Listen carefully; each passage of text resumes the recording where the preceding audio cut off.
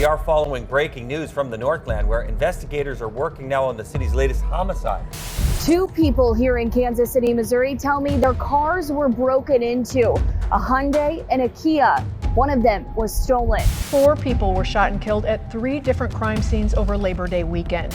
An undercover operation that aimed at taking fentanyl off the streets turned into a gunfight.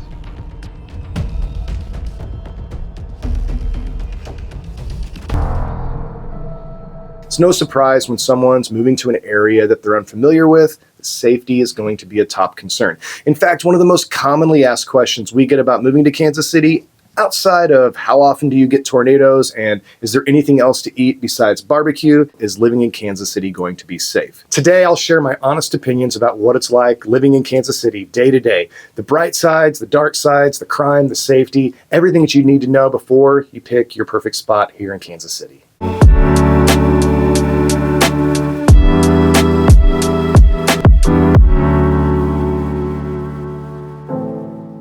Are you considering a move to Kansas City? Well, you're not alone. Many people are drawn to the Midwest charm and lower cost of living that this city has to offer. Now, if I were moving to a new city, my number one concern as well would be avoiding accidentally moving to a dangerous part of a city. I would want to be able to go walk my neighborhood, go to the gas station, and not have to look over my shoulder everywhere I'm at. Crime exists in the world, like it or not. Kansas City is no exception. But I'm going to be as frank as possible in this video. The blunt truth is every city has its good and bad spots. Unfortunately, Kansas City is not immune to this reality. By the end of this video, though, you'll have a good idea of how to avoid the bad spots and find your perfect spot in our city.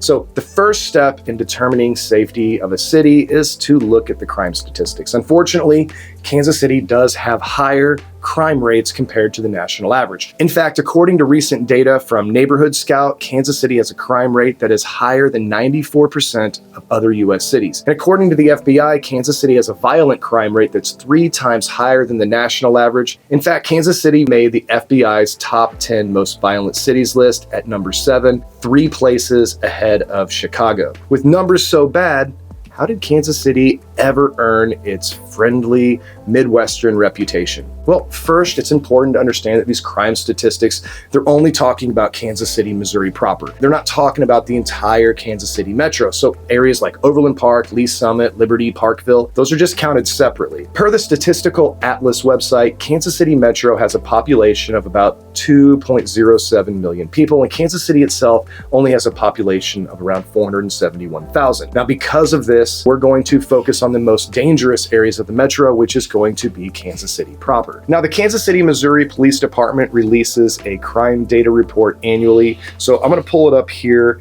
Now, here we can see the reports that the police department responds to. Now, most of the cases you can see here are going to be property theft or, assaults. However, 2023 is poised to be the deadliest year on record for Kansas City at nearly 200 homicides this year so far, and that's obviously making a lot of headlines. Now, looking at the map provided by KSHB 41 News here, you can see that the majority of these crimes, you're going to notice that they're within walking distance of even some of the most coveted and most expensive neighborhoods in our city. And that's because Kansas City doesn't have a problem with random homicides. Drive-by shootings and stuff are not common here. Now, while it's true our community faces challenges with homicides, it's important to note that these incidents, they often stem from involvement in drug-related activities, other criminal behaviors, or domestic violence. In fact, assuming that the city will top last year's record of 254 homicides this year, let's look at what that really means. If you live in Kansas City, Missouri proper, that means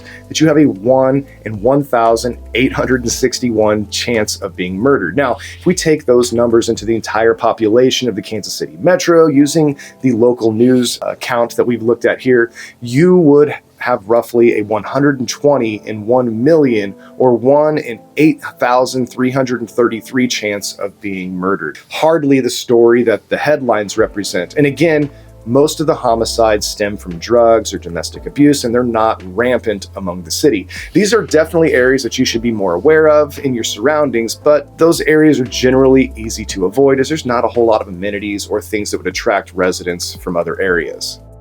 Now, gangs are going to be common in other cities. So if you're coming from a city where gang culture is prevalent, you don't really have to worry about knowing any of that culture here. You can wear whatever color you want. I've never heard of anyone being intimidated or assaulted in our city for not knowing these rules. Yes, gangs exist. Anywhere there's an opportunity, there will be leaders organizing. And Kansas City's crime is no different than anywhere else, but again, it's not rampant, and by and large, the city is safe to walk.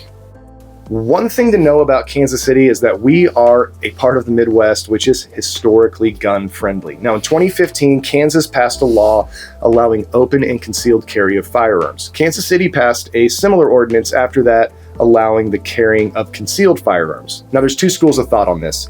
Some believe that this puts more guns on the street, and others believe that it puts guns in the good guys' hands. Now whichever school of thought you come from, guns are here. They've been here and they're probably not going anywhere. Keep in mind that most people fall in the middle and they're not carrying. It's easy to focus on the outliers, and now that concealed carry has been legalized, there really isn't a noticeable difference in safety or crime, in my opinion. While we don't have an epidemic like other cities do in America, drug use and drug-related crimes still exist in Kansas City. Some areas are more affected, especially higher poverty neighborhoods, but let's face it, drugs are everywhere. Missouri recently passed recreational marijuana, which has really been anticlimactic, and overall has had little impact on the culture here in Kansas City compared to cities like Denver or Los Angeles, who gained notoriety for that legal recreational cannabis. With that said, methamphetamine, heroin, fentanyl are becoming an ever-increasing issue, and most people in the city know someone who has struggled or has even died due to these harder drugs. Just like other places in the country, fentanyl has thrown gasoline on the fire, but keep in mind that Kansas City is no better or worse, and these drugs are just as easily avoided here as anywhere else. Now, if safety is important to you, it's important to know that in our market, it is never the seller's responsibility to disclose criminal activity, or if any of the neighbors are criminals, or even if any of the neighbors are on the sexual predator list. Now in Kansas, you can look at the KBI, Kansas Bureau of Investigation website, and Missouri, check out Family Watchdog. That is the one that we recommend for looking to see if any of the neighbors are on a list.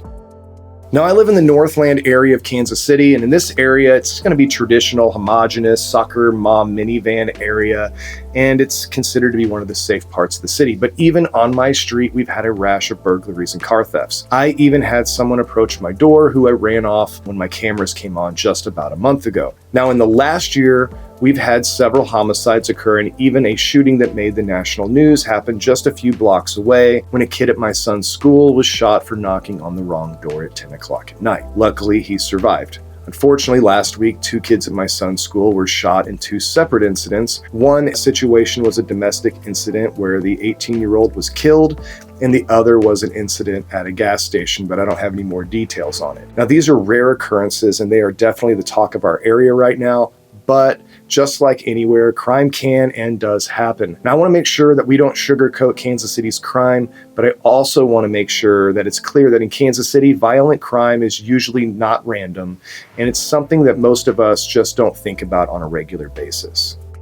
So is Kansas City safe? Overall, the answer is yes. While there are some dangerous areas and the city does have higher crime rates compared to national averages, it's important to remember that these statistics only tell part of the story.